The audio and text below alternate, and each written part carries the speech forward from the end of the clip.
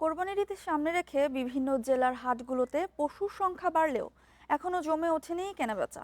বিভিন্ন হাট ঘুরে দাম যাচাই করছেন ক্রেতারা।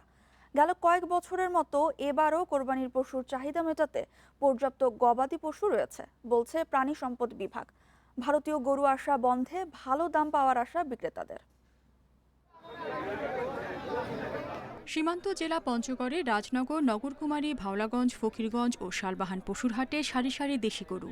বিভিন্ন জেলা থেকে আসা ব্যাপারীরা গরু কিনে নিয়ে যাচ্ছে নিজ নিজ এলাকায়। সীমান্ত পথে ভারতীয় গরু আসা ঠেকাতে কঠোর ব্যবস্থা নেওয়ায় খুশি খামারিরা। তুলনামূলক ভালো দাম পাওয়ার আশা তাদের। দাম বলতেছে 2.5 লক্ষ, আমরা 65-70 হইলে দিব।